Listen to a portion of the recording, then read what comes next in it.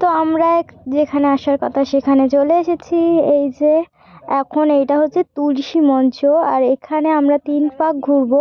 মানে পুরো যে মন্দিরটা না, পুরো মন্দিরটা আমরা 3 পাক করে ঘুরেছি। আর আজকে ছিল লাস্ট দিন, তাই একটু মানে বেশি ঘোরা হয়ে গেছিলো আর কি। কিন্তু 3 পাকটা ঘুরতেই হয়, এটা হচ্ছে মেন। তো এখানে আমরা সবাই মিলে ঘুরছি, দেখতেই পাচ্ছ। ওই যে দেখো, আমি দেখতে পাচ্ছ ওই যে সাদা শাড়ি পরে, ওই যে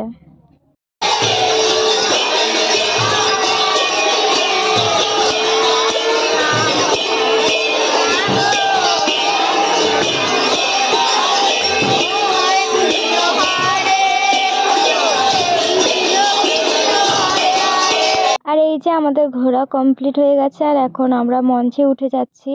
মঞ্চে উঠে কিছুক্ষণ হরিনাম সংকীর্তন হবে, তারপর আমরা যে যার বাড়ি সে তার চলে যাব।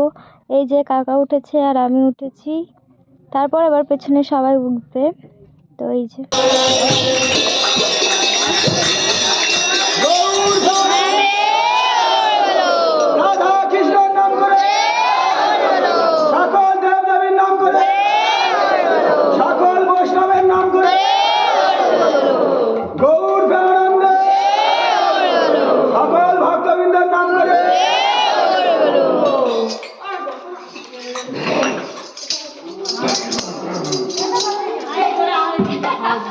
তো জয়ধ্বনি শেষ, এবার নাম সংকীর্তন শুরু হয়ে যাবে। আর আমি গিয়েছিলাম, মানে এই দেখো কত ঠাকুর, দেখো এখানে কোনো ঠাকুর নেই যেখানে বাদ রয়েছে, সব ঠাকুর আছে। তো চলো আমি প্রণামটা সেরে নিই, আর তোমরা ভিডিওটা কন্টিনিউ দেখতে থাকো, আশা করছি ভালো লাগবে।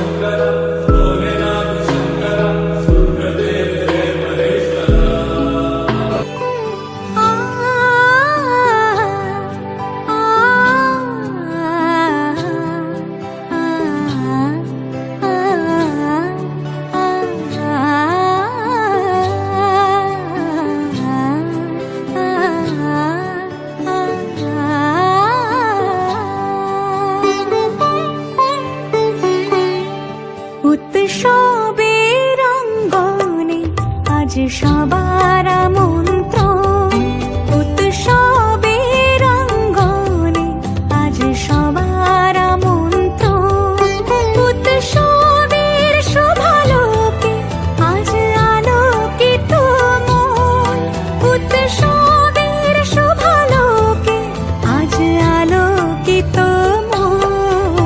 তো এটা হচ্ছে সব থেকে আমার পছন্দের জায়গা। এটা হচ্ছে আমি যাদের বাড়ি এসেছি, মানে ওনার বাবা মা মারা গিয়েছে, তাই ওনাদেরকে মূর্তি করে রেখে দিয়েছে। তো আমার খুব পছন্দ হয়েছে, আমার খুব ভালো লেগেছে, তাই ওনাদেরকেও প্রণাম করে নিলাম আমি। এরকম ভালোবাসা খুব কমই দেখা যায় আজকাল। তো চলো অন্যান্য ঠাকুরদেরকে প্রণাম করে নিন।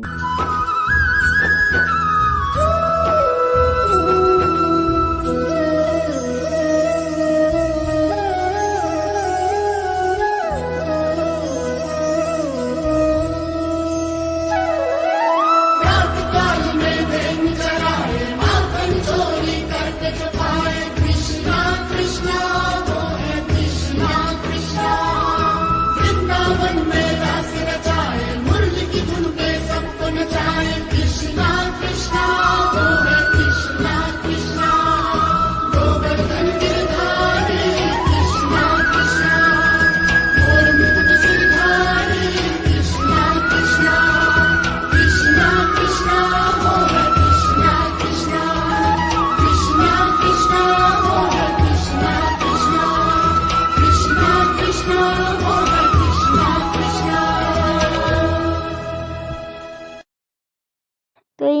ভাবছেন সেই ব্যক্তি যার বাড়িতে আমরা আমন্ত্রণ ছিলাম এসেছি।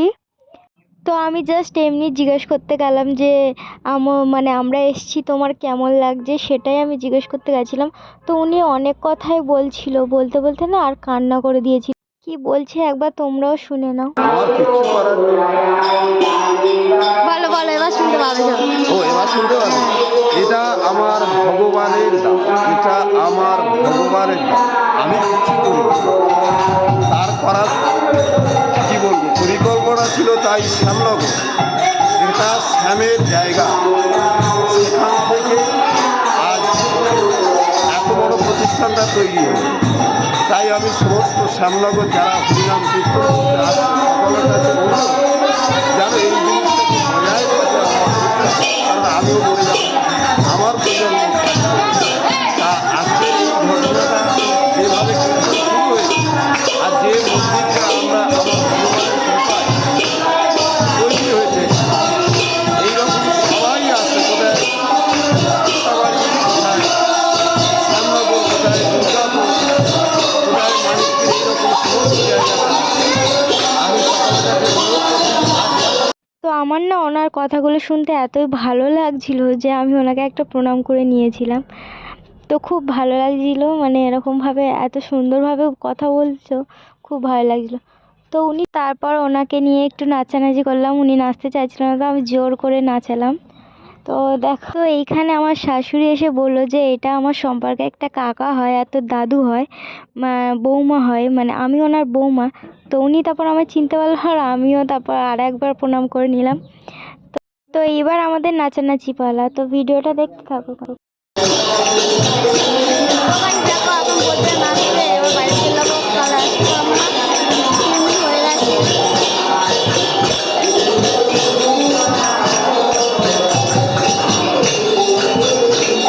তো এইবার আমাদের বাড়ি যাওয়ার পালা, অলরেডি বেরিয়ে পড়েছি আমরা, আর দেখো কতটা ভোর হয়ে গেছে।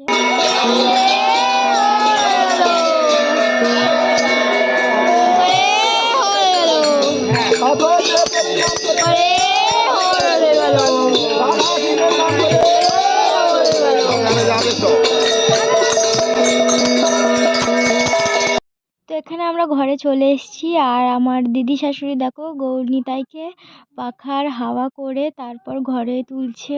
এরপর গৌরনিতাই ভ্রমণ করে এলে যেই গানগুলো মানে করে ওনাকে ঘরে তোলা হয়, সেই গানগুলোই আমার পিসি শাশুড়ি করবে। তো আনন্দে ভালো হরি ভালো বৃন্দাবন, শ্রী গুরু বৈষ্ণব করে মজাইয়া মন, শ্রী গুরু বৈষ্ণব করে মজাইয়া মন, শ্রী গুরু বৈষ্ণব পদ কর্ম করিয়া, শ্রী গুরু বৈষ্ণব করি কর্ম করিয়া, নাম সংকীর্তন করে নরোত্তম দাস, নাম সংকীর্তন করে নরোত্তম দাস, হরি হরায় নমঃ কৃষ্ণ যাদবায় নমঃ, হরি হরায় নমঃ কৃষ্ণ যাদবায় নমঃ, যাদবায় মাধবায় কেশবায় নমঃ, যাদবায় মাধবায় কেশবায় নমঃ, হরে কৃষ্ণ কৃষ্ণ কৃষ্ণ হরে হরে, হরে কৃষ্ণ হরে কৃষ্ণ কৃষ্ণ কৃষ্ণ হরে হরে, হরে রাম রাম রাম হরে হরে, হরে রাম রাম রাম হরে হরে, হরে কৃষ্ণ কৃষ্ণ কৃষ্ণ হরে হরে, হরে কৃষ্ণ কৃষ্ণ কৃষ্ণ হরে হরে, হরে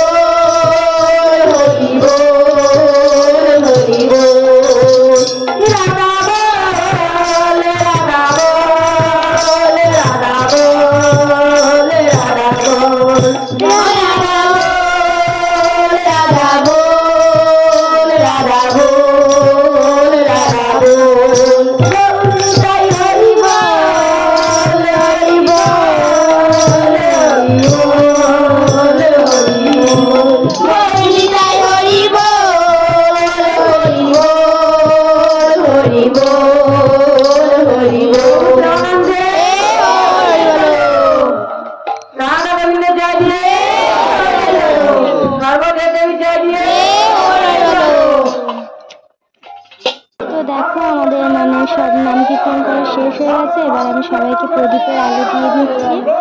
তো তারপর সব কাজ বাজ সেরে তোমাদের সাথে আবার কথা হচ্ছে। তো আমি এখন কাজ বাজ সেরে চলে এসেছি কাদা তুলতে। প্রদীপ করতে হবে, পরশু দিনকে কালী পুজো। ও মা গো, আউচ! তো এই যে দেখো আমরা কাদা তুলছি প্রদীপ করার জন্য। আর মানে এত শক্ত শক্ত কাদা, আমি ওকে জিজ্ঞেস করছিলাম রিয়াকে যে এত শক্ত কাদায় প্রদীপ হবে? ও বললো এই শক্ত কাদা ছাড়া তো আর কোনো কাদা নেই, তো এটাকে জল দিয়ে ভালো করে মিজে তারপরে প্রদীপ বানানো হয়। বলে ঠিক আছে চ। আর এত শক্ত কাদা আমি তুলতেই পারছিলাম না, তাই জন্য আমি এই পাঁকগুলোকে নিয়ে আর জলে বাগাচ্ছিলাম। আর সব কাদা ওরা তুলেছে আর রেগে গেছে আমার উপরে, কিন্তু আমি তো শক্ত কাদা তুলতেই পারছিলাম না, কি করবো তাই না? এই দেখো কাদাটা এখন শক্ত করছি আমি।